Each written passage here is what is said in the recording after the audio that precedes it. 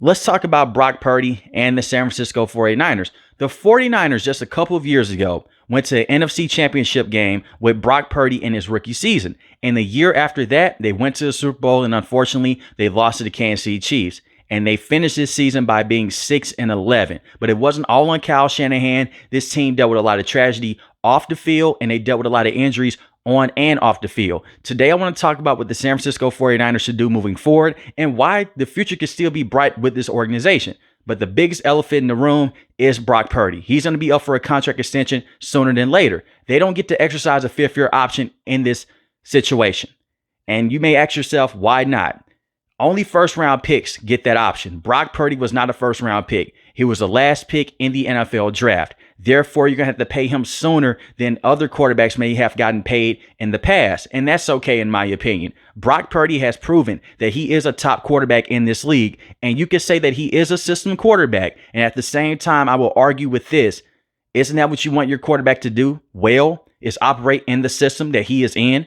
Brock Purdy may not go out there and have over 5,000 yards passing and have 40 passing touchdowns on the season. But not every single quarterback has to do that to be a franchise quarterback for their said team. When I look at Brock Purdy, he could really come to the negotiation table with a lot of hard facts for John Lynch and Kyle Shanahan. For one, he saved the jobs of John Lynch and Kyle Shanahan. You may ask me how. Yes, Kyle Shanahan and John Lynch have had a lot of success in this league without Brock Purdy. With this organization, they went to the Super Bowl with Jimmy Garoppolo. They lost to the Kansas City Chiefs, oddly enough, and they had some NFC Championship appearances. But it's more than just that. This same administration went up and they selected Trey Lance. But they didn't just select Trey Lance because they were a bad football team that season. They selected Trey Lance because they wanted him to be the quarterback of the future. And they traded a lot of assets for that. Trey Lance didn't work out. Trey Lance played a couple of games his rookie season. The plan was for Trey Lance to sit year one and then come into the game plan in year number two and hopefully be the franchise quarterback moving forward. But that was not the case. Trey Lance against the Chicago Bears. It was raining a lot in that matchup, but they lost to Justin Fields and the Chicago Bears. And Justin Fields looked better in that matchup than Trey Lance, but the weather conditions were terrible. And the next week, Trey Lance breaks his ankle against the Seattle Seahawks. His season was done. And at that time, we didn't know it. His career with the San Francisco 49ers would be over with. They went with Jimmy Garoppolo. Then Jimmy Garoppolo breaks his foot later on in the season. They turned to Mr. Irrelevant. Mr. Irrelevant became the most relevant quarterback at that time. They went undefeated with Brock Purdy in his rookie season. Not only just that, he led them to an NFC Championship appearance against the Philadelphia Eagles. Now, unfortunately for the San Francisco 49ers, he tore his elbow up in that matchup. If it was not for the tight end missing his block assignment, they could have easily went out there and possibly defeated the Philadelphia Eagles, but that wasn't the case. And I don't want to play hypotheticals in this video. What would have happened if he didn't get hurt? What would have happened if he did get hurt? I just look at situations like this. He got them to the NFC Championship game in his rookie season. He didn't get the full training camp with this team. The first team reps went to Trey Lance. The second team reps went to Jimmy Garoppolo. Brock Purdy never got to build down that chemistry with these weapons until the season.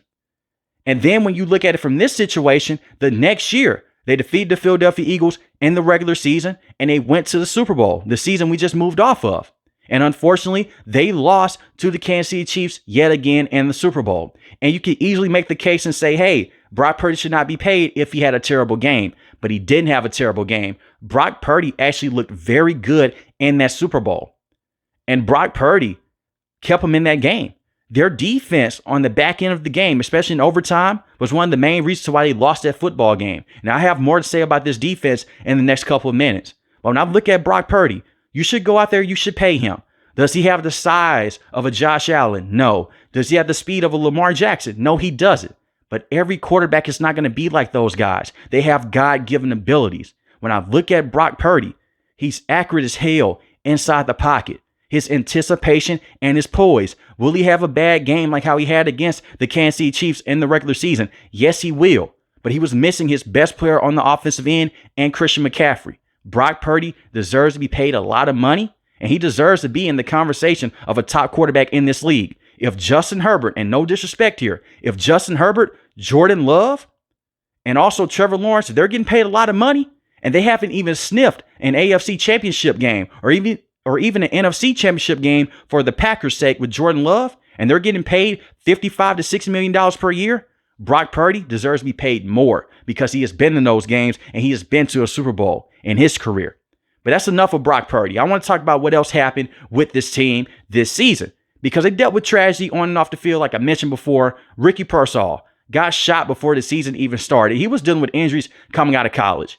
And I'm happy that he said that he can find forgiveness with the kid that tried to basically rob him. The man should be arrested for attempted murder. And I believe that he is right now. That's just a sad situation to just try to go out there and take property from someone else when it's not even yours. But Ricky Pearsall said deep inside, in order for him to get over the entire situation, he forgives the kid. And I look at Ricky Pearsall. He missed a lot of time this year, but he showed a lot of good things on the field. I bring up Ricky Pearsall. He's a first-round pick for the San Francisco 49ers. And I look at Brandon Ayuk, who missed majority of the season. He tore his ACL against the Kansas City Chiefs. And even before that game, he did not look like how he looked the season before. And this was a man all offseason long. He wanted to get paid. He wanted to get the major contract extension. He even requested a trade at a point in time. He was making comments about Jaden Daniels and the Washington Commanders that you could possibly see him with his old college teammate. He was just calling in favors because he wanted to get paid a lot by John Lynch and Kyle Shanahan. He made the process very difficult. The same way Nick Bosa made the process very difficult with John Lynch and the 49ers. Brandon Ayuk is going to be with this team for quite some time, and he is still a top wide receiver in this league. But you saw he was not the same guy at the beginning portion of this year because he missed time in training camp. That's why you have to show up. He looked rusty and he was dropping the football at a high rate, especially against the New York Jets. It was the first game of the regular season. But you have Brandon Ayuk, you have Ricky Pearsall, you have Juwan Jennings, who was the best wide receiver this season in terms of being consistent and not complaining about not getting the football. He is an awesome wide receiver, and he deserves to be with this team long-term also. But I look at Deebo Samuel. Deebo Samuel had a lot of bad moments this season. I understand a couple of years ago, he had a great season. He had over 1,000 yards receiving in that year, and he's a gadget type of player. And I don't mean this in a disrespectful way. He's a do-it-all wide receiver. He can play inside the slot, not the strongest outside wide receiver. He's more so going to be known as an inside guy that you put in the backfield at the running back position. But now it's an awkward fit. You have all those other wide receivers right now. They're better than Deebo Samuel. Sure, Deebo Samuel did finish the season strong, but it's more than 5 games in the regular season. Deebo Samuel has not been the same guy since he had that breakout season a couple of years ago. And when I look at Deebo Samuel, you can easily move off this contract. Now, John Lynch said that he does want to bring him back. I don't know about that because Deebo Samuel is still an odd fit with this organization regardless. Christian McCaffrey is a running back / wide receiver. The role that Deebo Samuel excelled in many years ago, that's what Christian McCaffrey does on a weekly basis with any team he's on, with the Carolina Panthers or the San Francisco 49ers. I don't hate Deebo Samuel, but he had a lot of bad moments this season. He was complaining about not getting the football, and I do not believe that he is the same player that he once was. They can hold on to him, but it'll be easy to save money to move off of Deebo Samuel and let Ricky Pearsall go out there and fully develop, let him get more reps underneath his belt, and also continue to stick with Brandon Ayuk. You have George Kittle. He's a top receiving tight end every single year. Even when he's dealing with injuries, he's going to go out there and play. He's a complete warrior. And speaking of injuries, I talked about Brandon Ayuk and the injuries that he was dealing with. I have to talk about Christian McCaffrey. Christian McCaffrey only played 4 games this season. Christian McCaffrey was dealing with Achilles tendonitis entering the year. Christian McCaffrey is still one of the best players to have in this league. But I do believe that we're seeing a lot of nasty things that we saw with the Carolina Panthers. And what do I mean by nasty things? Christian McCaffrey dealt with a lot of injuries with the Carolina Panthers. His first couple of years with the San Francisco 49ers, he was healthy. He was consistent. When he's on the field, he is still an awesome player. Their red zone offense took a major hit without Christian McCaffrey. But when I look at Kyle Shanahan and this system, and the same with Mike Shanahan and the system that he ran, Mike Shanahan is the dad of Kyle Shanahan when he was the coach with the Denver Broncos. Running backs always find success in these type of systems. You're not going to move on from Christian McCaffrey. Christian McCaffrey has a long-term extension with the San Francisco 49ers. But I do think that in his best interest and for Kyle Shanahan and his sanity in the red zone, it's time to cut back on some of the touches with Christian McCaffrey. He should not be averaging 25 to 30 touches a game. As soon as he came back into the lineup, this is a running back that is dealing with Achilles tendonitis. As soon as he comes back against Tampa Bay Buccaneers, he has 20 carries on the day. 20 carries. That's not going to get it done. When I look at Jordan Mason, that's going to help you out more. You have a healthy Jordan Mason who did look good at stretches of this season. Sure, you could say the fumbles did him in. You could put in Isaac Guerrero. And the reason why I say that's not going to get it done with Christian McCaffrey, not because he's a bad player. It's his first game back. He didn't get to go out there and train with the team because he was still recovering from Achilles tendonitis before the season started and during the regular season. So ease him into the game plan, get him 10 to 12 carries on the day, and then sub him out with Jordan Mason, with Isaac Guerrero. Use your running backs. And when I look at Kyle Shanahan also for the rest of the season, it was so awkward against the Detroit Lions. They called 12 pass plays in a row. That's not like Kyle Shanahan. Kyle Shanahan has always had a balanced attack with his offenses. We even saw this with the Washington Redskins at the time when they had RG3. You would have a balanced attack with Alfred Morris and RG3. He put a lot on Brock Purdy on the back half of this season. And it's not me saying that Brock Purdy can't handle 35 to 40 pass attempts in the game. He has done very well with this in the past. But this is a San Francisco 49ers team that was not the same team. They had bad offensive line play. The wide receivers were bottom in the league in terms of separation. And your only true separators when Brandon Ayuk went down was George Kittle and Ricky Pearsall for the last 3 games of the regular season. And you were still dealing with no Christian McCaffrey. Christian McCaffrey hurt his PCL against the Buffalo Bills in the snow. Once again, you're giving him a lot of carries on the day. When I look at the offense, they just have to get healthier and get more beef up front at the offensive line position. Now, they do have a lot of free agents on the offensive line. They still have Trent Williams. Trent Williams missed time this season dealing with an ankle injury. He is still one of the best linemen to have. You have to fix this offensive line. And that's something that John Lynch and Kyle Shanahan have to figure out right now. That's why they lost that Super Bowl against the Kansas City Chiefs. Yes, Patrick Mahomes was Superman. Brock Purdy had little to no time in the pocket against Chris Jones. George Karlaftis was not the guy that was causing all the trouble. He can actually run away from edge rushers. He can't step up into his throws because he doesn't have the size of a Josh Allen. He doesn't have the ability to just go out there and just rip one off. And not every quarterback can. So when I look at Brock Purdy, you have to build this offensive line, help him out so he's not running for his life. And even when Brock Purdy's on the run, he's a pretty good quarterback still.